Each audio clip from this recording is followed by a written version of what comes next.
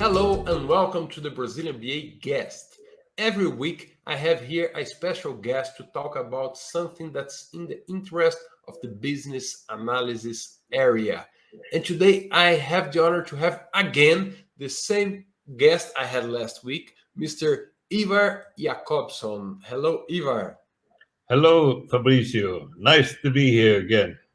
Thank you for coming again. Last week, you told me about some crazy things that are happening with methods. And so the question for you today is, do you have a solution for the crazy things with methods? Of course, it's a broad solution. I wouldn't call it a solution. It's more like an approach, but to address it. As I said last time, I felt it ridiculous. It's crazy that this world is populated by gurus. That we have a methods war, which we have had for 50 years. We need to put a stop to it. And 15 years ago, I felt this is a more important thing to do than create yet another method. So that's how it all started. I had a team around me with very experienced and intelligent people uh, who helped me to come to a solution to this horrible situation, this crazy thing. And now we have come far on the road. As I mentioned earlier, there is one of the craziest things is that we don't have a common ground between different methods, at least not a visible one. We have, they are all using different ways of describing the method. So if you have a practice, for instance, Scrum or user stories or test-driven development or whatever, if you have that in one method, it's described to fit that method's structure, vocabulary, and so on. And you cannot take it out and use it in another method without, again, redescribing it. This case creates, of course, animosity. If you are a creator of a practice, for instance, Scrum, and you see it's used in another method but redescribed, and you obviously will see that this is not the same thing as you talked about. It's something else. So this is one of the example of the crazy things. So what we did, we started to identify a common ground.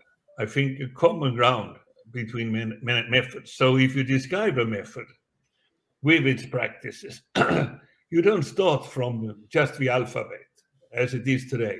The only thing we have share is the alphabet, more or less, with a little exaggeration, but it's not far away.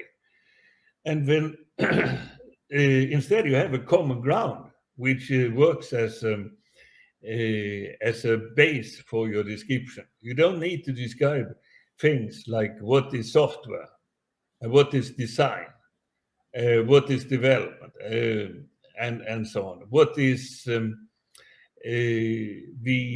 what is a stakeholder, and etc. That is already described in the common ground.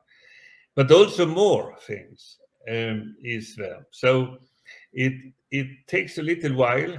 I don't think we have time right now to give you a description of this common ground. But it has been worked. People have developed it, and we have played a leading role in working with that. So we have worked with it for now 15 years. It became a standard 2014 called Essence. It's a standard taken by Object Management Group. Hundreds of people have been involved in developing it, and it's not a compromise standard because we don't believe in compromises.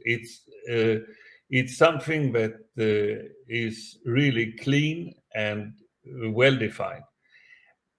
What is important is that we were really restrictive when we added something to the standard. We didn't want anything to be there that is controversial. So what is there now is a common ground for describing practices and methods. It has a little language which is very small. You can learn it in 2 hours or something like that. But that's it. Even the words methods and practices are not used as the same in every place. No. And so it's even hard to describe the problem because people understand the words differently. And if I understood it right, essence describes a common dictionary, a common glossary of terms and meanings for to be used to describe any method or any practice that everyone could rely on. And so I could change from one method to another and understand the relationship between what is the same Exactly. You is can the same compare phenomenon. methods in a way you never have been able to do. That's Uh, very interesting. but it's not only that.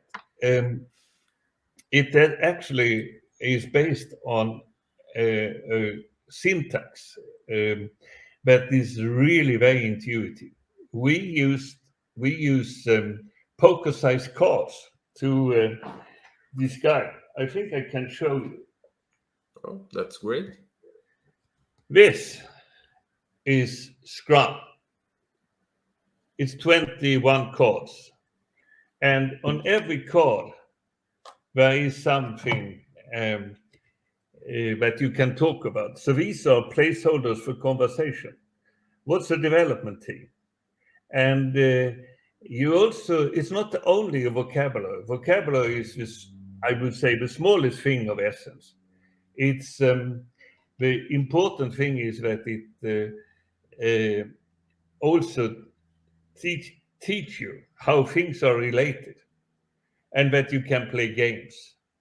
So there, or for instance, in Scrum, okay, we have just for Scrum there is 7 or 8 games that are published, and they are helping in many different ways. They are serious games.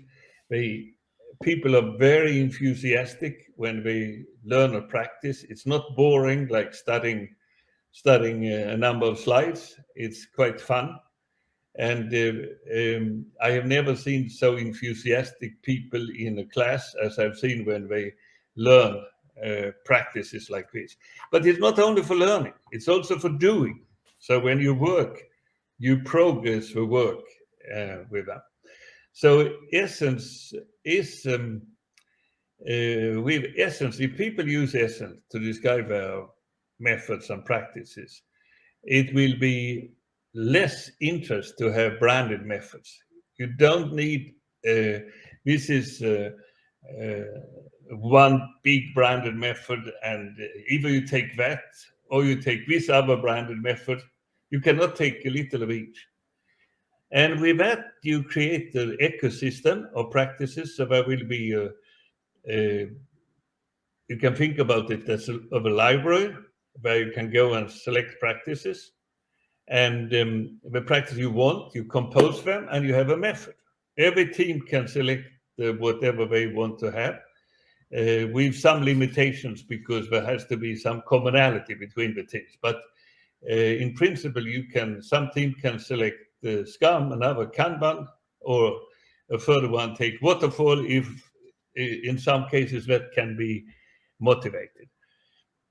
So it's extremely flexible, easy to learn, and easy to use. I And like it. yeah, Uh, you know something I often hear when people try to teach a new method, and I really don't like it, is that you cannot put some more water in a full glass. So you have to empty your glass to put additional water. It's a metaphor.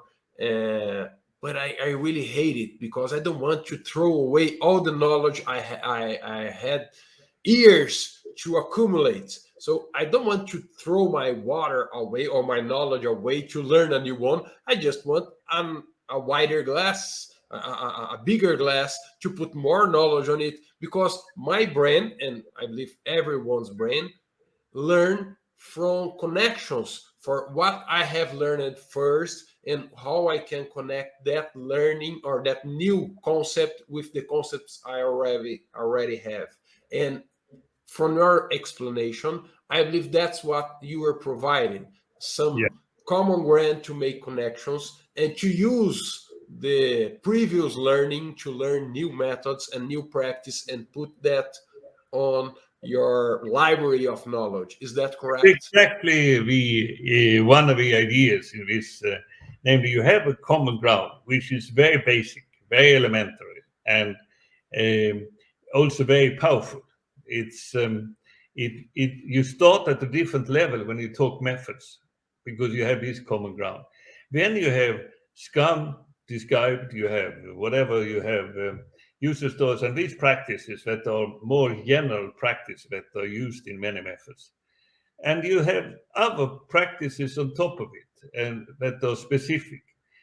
You don't really need to brand, say this is one branded method like in the old days. I can talk about RAP. I don't want to mention any methods today because still they are doing a good job, these people who try to develop methods, but it's crazy that they are not collaborating, that they don't work towards the same goal to help a company to have many practices. We have today an ecosystem with about 100 practices.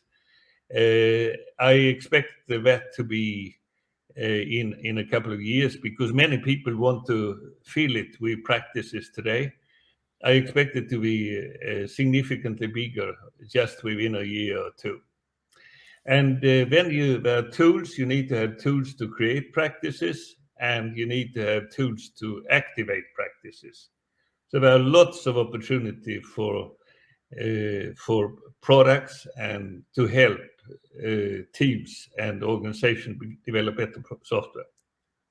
Right. And where can people find this essence and learn more about it? They can come to our website. They can contact me, Right. and we can maybe provide you with clear links that you can connect with this video. Yes, your website will be here in the video, and some links are available in the description of this video for anyone who are searching for more. Ivar, thank you very much again for your participation here. It was a real pleasure for me to have you here and an honor. Thank you. Well, a pleasure to be here too. Thank you, Fabrizio. Bye bye. Bye.